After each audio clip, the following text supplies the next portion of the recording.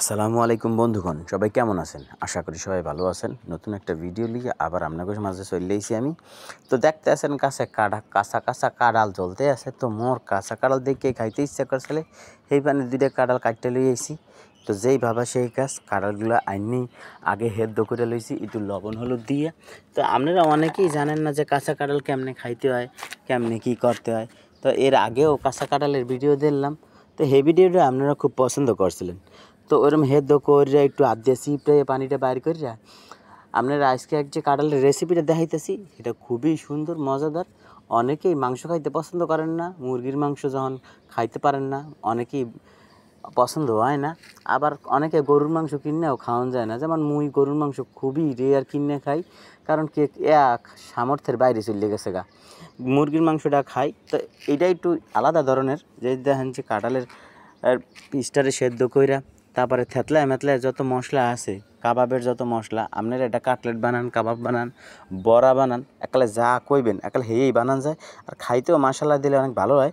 তো যারা দেখেন এই যে মশলা মশলি যা আছে, আপনারা যেরকম মশলা ঘরে যে যত ধরনের মশলা আছে, এর মধ্যে সব ধরনের মশলা ট্রাই করতে পারবেন। এ নিয়ে কোনো দ্বিধাদ্বন্দ্বের কারণ নাই। আপনাকে যেরকম পরিমাণ মনে হয় সেরকম পরিমাণ দিতে পারবেন, তবে একটু বেশি কম চিন্তা করে দেবেন, যাতে যে জাল বেশি খাবেন সে জাল বেশি দেবেন, যে জাল কম খাবেন সে জাল কম দেবেন।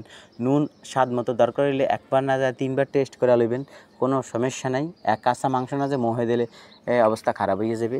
তো যেই ভাবা সেই কাজ, 2টা ডিম দিয়ে দিছি, আপনি চাইলে 4-5টাও দিতে পারেন, কোনো সমস্যা নেই। তবে স্ট্রাকচারটা দেখে নেবেন, যাতে বেশি ডিমের কারণে আবার পানি পানি না হয়ে যায়। তো সেই দিক দিয়ে একটু খেয়াল করবেন। একটু কর্নফ্লাওয়ার দিয়ে দিলাম, যাতে একটু মশমশা ভাবটা আসে।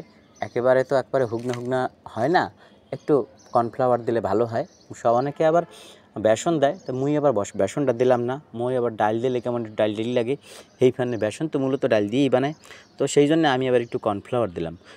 এটার ফ্লেভারটাও খুব ভালো। আপনারা চাইলে ডাল দিয়েও দেখতে পারেন, কোনো দ্বিধাদ্বন্দ্বের কারণ নাই। তো যেই ভাবা সেই কাজ। আর সাথে একটু ফ্রোজেন করা, মানে ফ্রিজের। তো মগো দেশে তো মনে করেন যে সবসময় ভালো থাকে না, দাম দাম ভালোই বাড়ছে। তো আগে কম দামে আসলে কিনে রাখছিলাম, হেইয়া দিয়ে দিছি কতটি ধনিয়া পাতা দিয়ে, এরপরে এরকম কাবাবের শেপে সুন্দর করে করে নেবেন। মনে করেন যে কেউ করতে পারবেন। মনে করেন যে ওই হাত দিয়া একালে হোক না হাতে সুন্দর করে একালে কাবাবের নাহান, লাড্ডুর নাহান, যে যেই রকমের শেপ পারেন, ভালো হইলে ভালো, খারাপ হলেও শেপ কোনো সমস্যা নাই, খাইতে কিন্তু একই রকম লাগে। তো দেখতে সুন্দরের ফানে আমি একটু সুন্দর করে কাবাবের নাহান একটু সাইজ দিয়া লইছি। তো কাবাবের সাইজ দিয়ে একালে যতগুলো আছে, এই যে কিছু কাবাবের সাইজ দিছি, কিছু আবার ওই ইয়ার সাইজও দিছি, গোলা গোলা দিছি। ওই অনেকে কয় কোপ্তা খায়, বিভিন্ন ধরনের কোপ্তা, মাছের কোপ্তা, মুরগির কোপ্তা। তো আমি 2 ধরনেরই করছি, একটা গোল গোল করছি আর একটা চ্যাপ্টা করছি কাবাবের নাহান। তো 2 ধরনেরই করতে পারেন, আর চাইলে 1 ধরনের করতে পারেন, যে যেমনি মন চায় হেমনি খাইতে পারবেন এই কাঁঠালের কোপ্তা বা কাঁঠালের কাটলেট।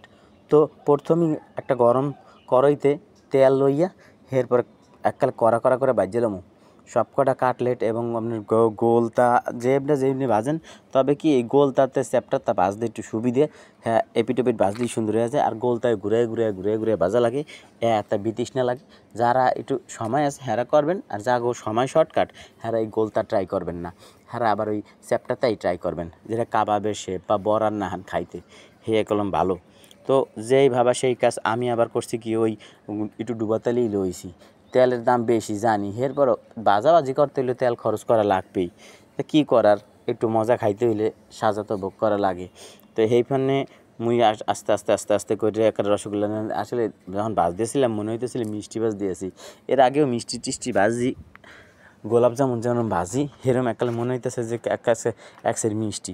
তো যেই করা একটা করে সব ভাজিয়ে নিলাম গোলতা। এরপরে আবার ওই চ্যাপ্টাটা যে বড়ার নাহান করছি, বড়ার নাহান হেয়েও ভাজিয়ে লইতে আসি। তো এরকম করে আপনারা আস্তে, আর অবশ্যই চুলার ফ্লেমটা এককালে মিডিয়াম রাখবেন। যেহেন আমি কারেন্টের চুলায় রাঁধতেছি, সেইখানে আটে দিয়ে রাখছি। আপনারা যদি গ্যাসের চুলায় রাঁধেন, একেবারে মিডিয়াম টু লো ফ্লেমে দিয়ে এরপর আস্তে ভাজ দেবে, নাহলে দেখা যাবে উপরেরটা পুড়িয়ে গেছে, ভিতরে একটা কাঁচা রয়েছে। তো এই দেখেন ভাজা হয়ে গেছে। অবশ্য ভাজতে কিন্তু খাইয়েও ভালাইছি অর্ধেক।